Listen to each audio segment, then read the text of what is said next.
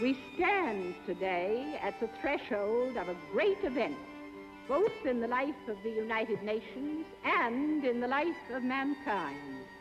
This Universal Declaration of Human Rights may well become the international Magna Carta of all men everywhere. Nos acercamos al 60 aniversario de la Declaración Universal de Derechos Humanos, adoptada por la Asamblea General de Naciones Unidas el 10 de diciembre de 1948 en París. Un hito en la historia cuyo objetivo primero fue poner en el centro de la protección internacional nada menos que la dignidad de las personas. Se basa en el principio de universalidad e indivisibilidad, es decir, en que todas las personas deben disfrutar de todos los derechos humanos. La protección de los derechos humanos no es un concepto estático y está en constante evolución.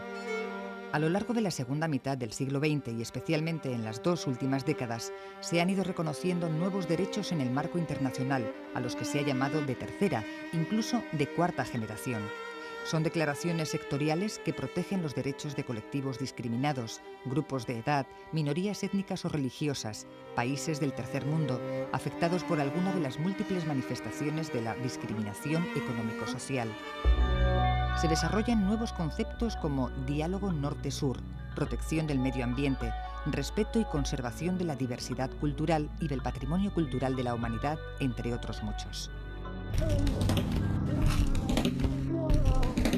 En los últimos años se ha incorporado en su ámbito el impacto de la actividad económica y de la empresa. Lo ha hecho bajo el paraguas de un nuevo enfoque denominado responsabilidad social de las empresas, también conocido como responsabilidad social corporativa. Es un concepto, yo diría, revolucionario, que puede implicar que la empresa sea un agente fundamental de una sociedad cohesionada, de una sociedad ética, de una sociedad justa, sostenible. La empresa siempre ha estado relacionada con la sociedad, pero hasta hace casi muy poquito tiempo, antes de la globalización, en un triángulo muy simplificado: accionistas, trabajadores y clientes. Pero ahora la empresa es algo que está penetrado por multitud de protagonistas: consumidores, inversores, proveedores, también clientes, claro, trabajadores, comunidad. Hay un montón de medios de comunicación. Hoy la empresa es como un invernadero. Todo el mundo la ve, todo el mundo la mira, todo el mundo la observa. Hoy hay 5.000 millones de teléfonos móviles. Hay una red de Internet que nos cuenta todo. Si una empresa textilera está trabajando en Bangladesh o en Perú o en Marruecos en condiciones infrahumanas para las mujeres que trabajan allí, podemos saberlo y podemos castigarla. Y eso importa a las empresas. El respeto de los derechos humanos es uno de los tres pilares en los que se fundamenta la responsabilidad social de la empresa, junto con el medioambiental o el sociolaboral. Posiblemente hasta ahora el más sensible ante la opinión pública, pero no es un concepto totalmente nuevo. Parte de la ética como filosofía inspiradora. En las empresas no es que tengamos ahora cosas nuevas que tienen que hacer o investigar o aportar, etcétera, no. Lo que tienen que hacer es las cosas de una manera diferente. Y esa manera diferente, siguiendo a Aristóteles, implica que, tal y como él nos explicaba, las virtudes son aspectos de la vida del ser humano con los que no se nace, no son consustanciales a la naturaleza humana. Uno no nace bueno o malo por naturaleza, ¿no? Sino que las virtudes, al practicarlas, nos permiten ir avanzando en eso que él llama una buena vida. ¿Cómo traducimos esto al mundo de la empresa? Pues en el mundo de la empresa los que tienen que tener esas virtudes son los directivos, son los líderes, los que deben dar ejemplo. De nada sirve que en una empresa se implemente un código de conducta, por ejemplo, con una serie de exigencias para los empleados, si el directivo no cumple mínimamente con ese código de conducta, ¿no? Es lo que nos decían nuestros padres, ¿no? Hay que dar ejemplo, pues eso tienen que hacer los directivos, dar ejemplo. Mientras la empresa, especialmente las grandes corporaciones y empresas supranacionales, incorporan en su agenda la responsabilidad social y crean departamentos para ponerla en práctica, la realidad es que existen situaciones de controversia en algunas actuaciones o actividades económicas y empresariales, y que se realizan muchas veces con el beneplácito de los gobiernos. Mucha gente también se preguntará hasta qué punto las empresas directamente están vulnerando los derechos humanos. Bueno, no basta con decir, o sea, hay dos, evidentemente los derechos humanos hay el que comete el delito, el que actúa proactivamente y está cometiendo un delito de vulneración de derechos humanos, pero también el que se puede beneficiar o se está beneficiando del mismo. Y en el caso del análisis, digamos, un análisis histórico, vemos que, por ejemplo, muchas guerras han sido alimentadas por motivos económicos y que al final, o incluso han sido producidas, pero si no alimentadas al menos, por motivos económicos, y que la industria o la comercialización de esos productos están involucrados empresas europeas o de nuestro entorno o norteamericanas, en los cuales, pues, por ejemplo, las guerras en el centro de las repúblicas africanas, del Congo, etcétera, pues por el material coltrán para la telefonía, para la fabricación de teléfonos móviles y otros instrumentos electrónicos, pero también los diamantes, que ahora está, digamos, ha sido más conocido por la película última que ha habido de diamantes sangrientos, pues eso hace ya años, pero en realidad, pues, la lucha por las materias primas, digamos, la lucha económica, en el sentido, puede producir lucha física y auténticas matanzas o desplazamientos de población. Cuando se habla de la responsabilidad de las empresas en el ámbito jurídico por las posibles violaciones de derechos humanos, hay que tener en cuenta dos niveles de actuación, el nacional y el internacional. El problema que se plantea con las empresas es sobre todo con las empresas transnacionales, porque estas empresas pueden estar divididas y desarrollar distintas actividades en diferentes partes del mundo. Y el problema fundamental es cuando estas empresas participan realizan actividades en partes del mundo en las que existen legislaciones más laxas. El problema que se plantea es que lo que no pueden hacer en el estado del que son nacionales esas empresas, o donde se han constituido esas empresas, o donde tienen su sede social, lo realizan en otras partes del mundo. O sea, tenemos ejemplos varios, por ejemplo, lo último que ha salido en la prensa en relación a la violación de derechos humanos por parte de las empresas que están haciendo el merchandising de los Juegos Olímpicos de China. Es decir, que están utilizando a niños para realizar esas camisetas o gorras que van a lucirse en los Juegos Olímpicos.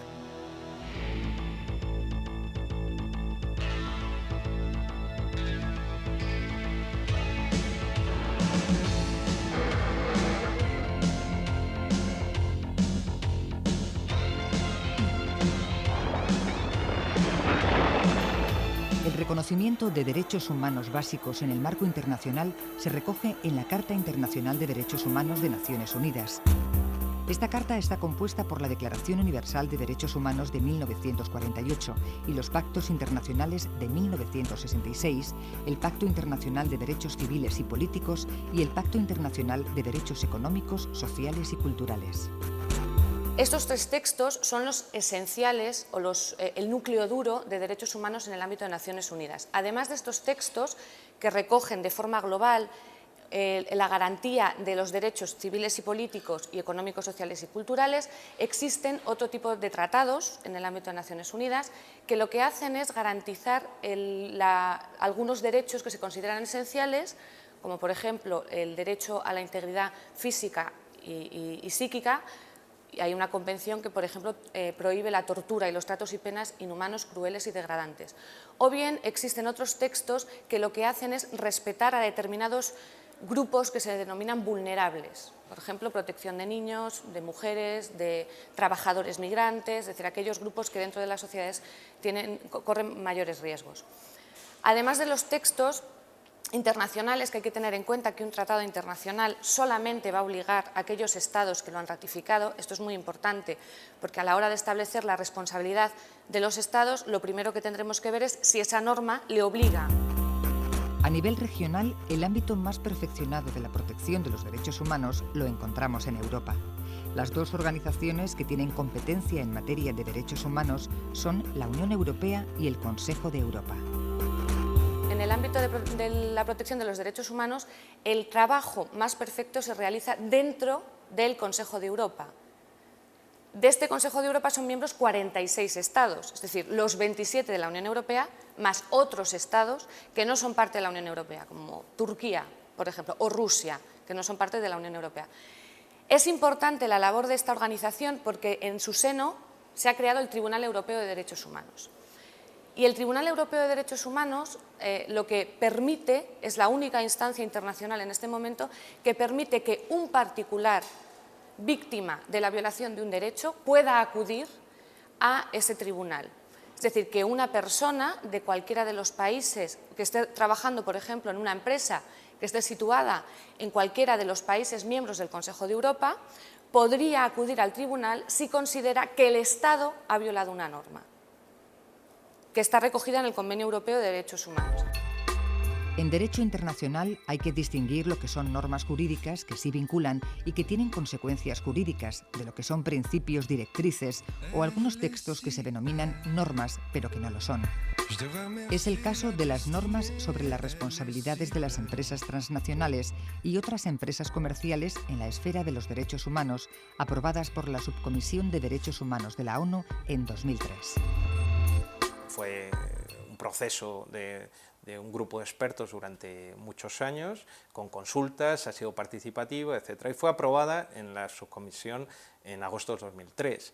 Pero a raíz de esa aprobación, al pasar a la comisión, ha habido muchas oposiciones, algunas explícitas, otras más implícitas, de agentes económicos y políticos fundamentalmente.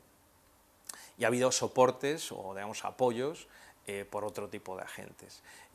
Por ejemplo, Amnistía Internacional, Oxfam Internacional y otro grupo de ONGs y asociaciones de juristas internacionales han reconocido que podía ser una herramienta muy interesante, porque en sí mismo era una norma, no como norma jurídica, pero sí que englobaba, digamos, cuál debería ser la interpretación de otras normas y convenios internacionales aprobados, cómo debían interpretarse para la agente empresa, como para fomentar y no vulnerar derechos humanos.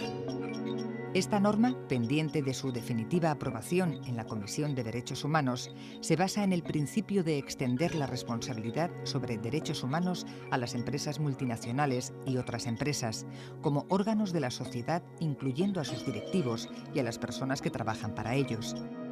Estamos todavía en ese momento. La alta comisionada ya ha presentado el informe y la comisión todavía está en discusión, la Comisión de Derechos Humanos está en discusión sobre si acepta o no esas normas.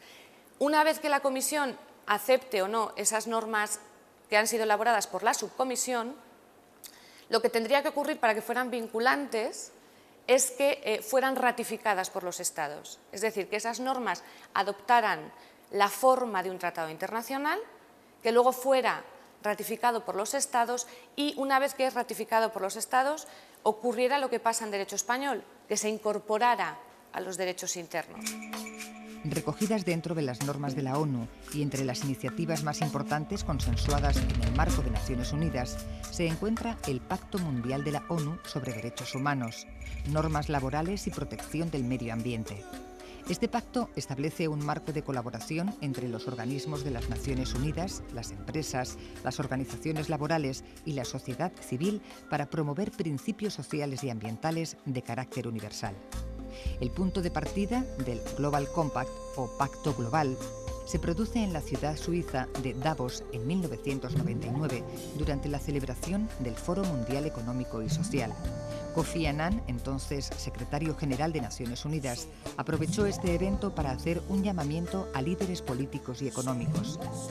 400 empresas en España y varios miles en todo el mundo han suscrito este pacto. Naciones Unidas lanzó hace ya 4 años una iniciativa que, en mi opinión, ha sido muy importante porque ha producido lo que llamaríamos una etiqueta internacional con el marchamo de Naciones Unidas. Y esa etiqueta ha sido la suscripción de 10 compromisos llamados Global Compact, los 10 compromisos del Pacto Global. Y esas empresas, que son miles las que lo han suscrito, han establecido que en su comportamiento interno y externo cumplen esos 10 grandes principios, que son, digamos, 10 referencias genéricas, pero también muy serias de comportamiento responsable, ya sea en relación con los derechos humanos, en relación con los derechos sindicales, en relación con los sistemas medioambientales, en relación con la no corrupción, en relación con las instituciones. Estos 10 grandes principios, en mi opinión, constituyen una iniciativa que, por cierto, en España ha tenido notable éxito, como, por así decirlo, una manera de unificar un compromiso básico de las empresas con la responsabilidad social. En España se han producido recientemente 3 iniciativas con el objeto de avanzar en materia de responsabilidad social corporativa. El informe de recomendaciones de la Subcomisión de Responsabilidad Social Corporativa del Parlamento Español, el documento del Foro de Expertos del Ministerio de Trabajo y Asuntos Sociales y la Mesa de Diálogo Social en la que COE, UGT y comisiones obreras están planteando sus propuestas sobre esta materia. Yo soy partidario, y de hecho hay una doctrina bastante común ya, a que los sistemas públicos o las políticas públicas ayuden y favorezcan la expansión y el fomento de la responsabilidad social. Por ejemplo, estableciendo estímulos en las compras públicas a las empresas responsables, cláusulas sociales en las adjudicaciones públicas a las empresas con prácticas de responsabilidad social más estimables, políticas inclusive de estímulo fiscal a las empresas que estén realizando determinadas prácticas que nosotros consideremos que son, merecedoras de ese premio. El documento presentado por la Subcomisión Parlamentaria de Responsabilidad Social Corporativa incide en que lo que hoy en día se plantea es un nuevo paradigma de empresa en el que el respeto de los estándares mínimos internacionales de derechos humanos pasa a ser un elemento intrínseco al proceso de construcción de una empresa socialmente responsable. Esto es así porque se ha dejado atrás la concepción clásica según la cual únicamente los estados y los individuos pueden ser responsables de abusos a los derechos. En ese sentido, en España es importante el documento que ha sacado la Subcomisión de Responsabilidad Social Corporativa del Parlamento Español, que pues incorpora partes del texto que nos parecen muy interesantes, en el sentido de que los derechos humanos no están dentro del ámbito voluntario, sino del ámbito de la exigibilidad a todos los individuos, incluso las personas jurídicas, y que por tanto hay que establecer políticas y metodologías y promocionar para ver de qué manera las estrategias y políticas de las empresas pueden afectar positivamente a los derechos humanos. Entre las iniciativas que se están produciendo en España, el último paso lo ha dado el Foro de Expertos, creado por el Ministerio de Trabajo y Asuntos Sociales en el año 2005, que ha presentado un documento en julio de este año titulado Las políticas públicas de fomento y desarrollo de la responsabilidad social de las empresas en España. Un punto común en los 2 informes es la necesidad de poner en marcha campañas informativas que mejoren el conocimiento y sensibilización de los ciudadanos, fomentar el consumo responsable, fomentar la integración de los principios de responsabilidad social en las políticas de consumo, promover la información dirigida a los consumidores sobre el consumo cívico o responsable, o fomentar la utilización del etiquetado como herramienta distintiva de cumplimiento de criterios sociales y medioambientales. La gente al final compra, como suele decirse, bueno, bonito y barato, pero no bueno, bonito y responsable, ¿no? Pero este es un largo camino y ese camino requiere efectivamente que haya una difusión de la idea. Yo pienso que no habrá responsabilidad social si no hay una sociedad madura, una sociedad, por tanto, informada y además formada. Pero para eso hay que ser informado. Y me pregunto a veces si los medios de comunicación cumplen adecuadamente este papel de desnudar un poco a las empresas para trasladarnos su realidad. No lo que ellas nos cuentan con su publicidad, sino lo que de verdad son. Y como yo creo que la sociedad quiere saber y tiene derecho a saber, para luego discernir, para premiar y castigar, los medios de comunicación juegan un papel fundamental. Y yo tengo que confesar que los medios de comunicación no nos cuentan de las empresas lo que los ciudadanos queremos saber, sino lo que las empresas quieren contar. Hay poderosos gabinetes de información en las compañías para contar lo que quieran. y yo aspiro a una sociedad en la que los medios de comunicación jueguen un papel más exigente, un papel más crítico, una información más objetiva, más profunda. Los dos informes coinciden en el fomento de la investigación, del estudio de los principios de responsabilidad social y desarrollo sostenible en la educación o la promoción de estas en las enseñanzas universitarias. La Universidad Nacional de Educación a Distancia inicia este año un máster oficial de posgrado sobre sostenibilidad y responsabilidad social corporativa. Este máster proviene de una experiencia ya de varios años trabajando conjuntamente con la Universidad de Castellón, y lo que hemos querido es recoger en cada una de las materias que se abordan en el mismo todos estos problemas que se le plantean a la empresa en el mundo actual, ¿no? El máster está pensado precisamente para las personas que creen que las cosas en las empresas hay que hacerlas de una determinada manera y no como se han hecho siempre, muchas veces sin pensar en las consecuencias, como decíamos, ¿no? Entonces, en ese sentido, abordamos, por ejemplo, el aspecto de los derechos humanos, relacionándolos además con la dirección de personas de una forma ética y socialmente responsable. En ese módulo se trabaja también sobre los problemas que la discapacidad y la conciliación de la vida laboral y familiar tienen para las personas que trabajan en las empresas, y también se aborda el tema de los riesgos laborales. Fíjate que todo esto, muchas de las cosas de las que hablamos, están reguladas por ley. Eso no quiere decir que las empresas las cumplan. Hay que seguir insistiendo para que las empresas no solamente lleven a cabo su actividad económica, sino para que atiendan todas estas cuestiones. Como vemos, la apuesta sobre una empresa más responsable socialmente cobra cada vez un mayor impulso.